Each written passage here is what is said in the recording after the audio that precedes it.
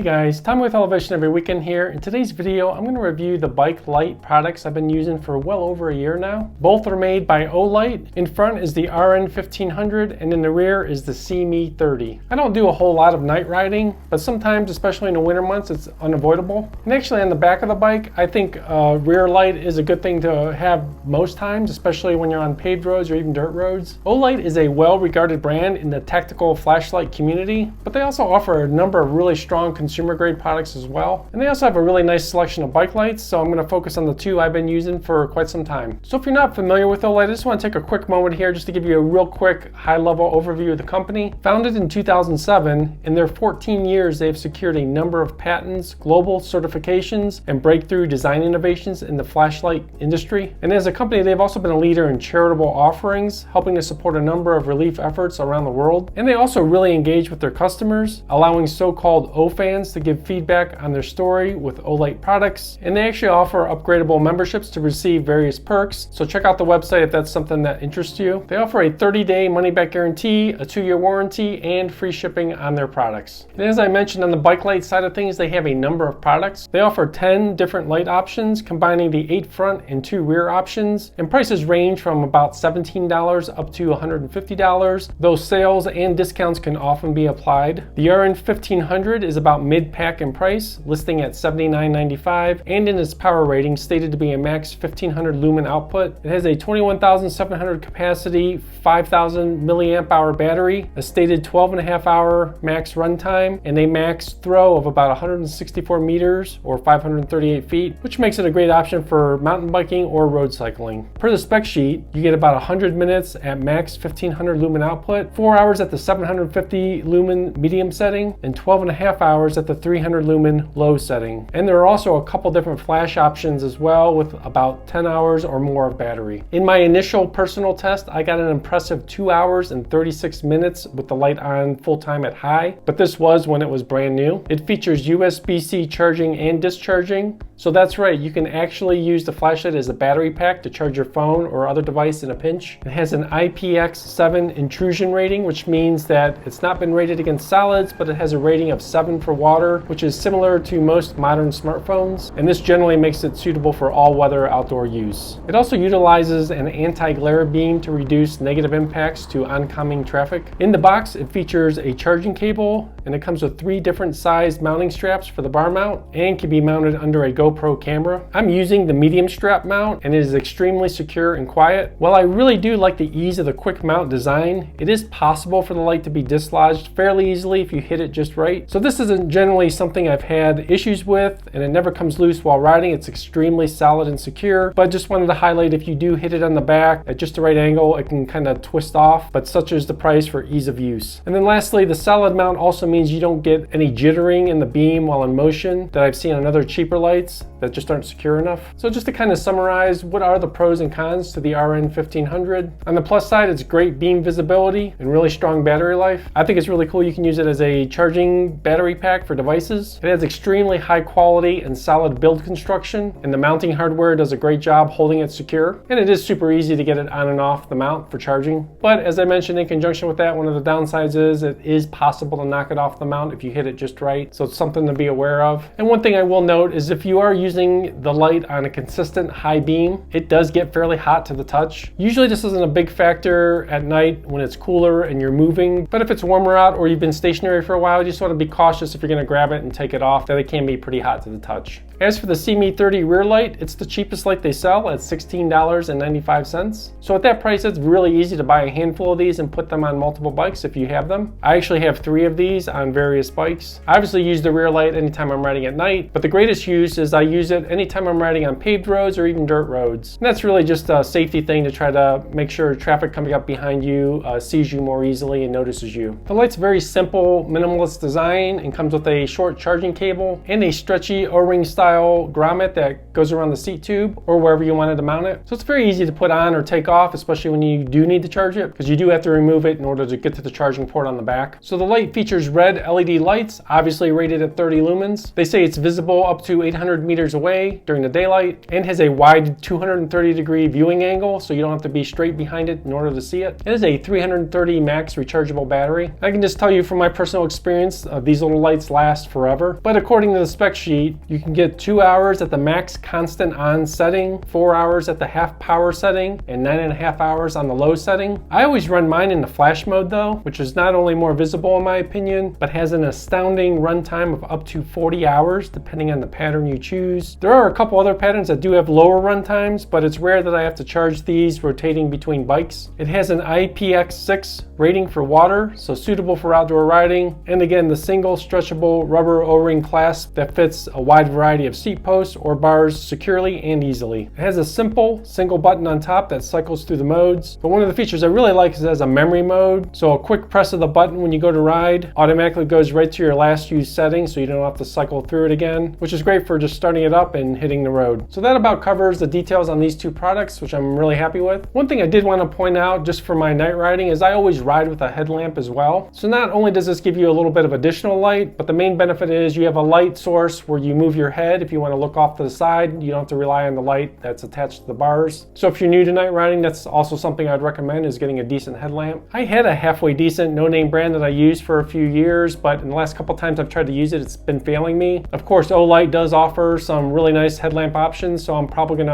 upgrade to one of their products and give that a go. A good headlamp's not only useful when you're actually riding, but you can use it around your camp, or if you did have a mechanical on the trail at night, you can have a light source while you're actually fixing your bike. So if you wanted to check out these products, I did link them down below in the description. If you found the video helpful, please drop a like down below. It does really help out the channel. And if you are interested in following my plus and fat bike adventures, along with much more on the way, please subscribe to the channel. It does really help out. I have lots of rides, reviews, and new adventures on the horizon, so definitely follow along if you want to see those. So thanks a lot and have a great day.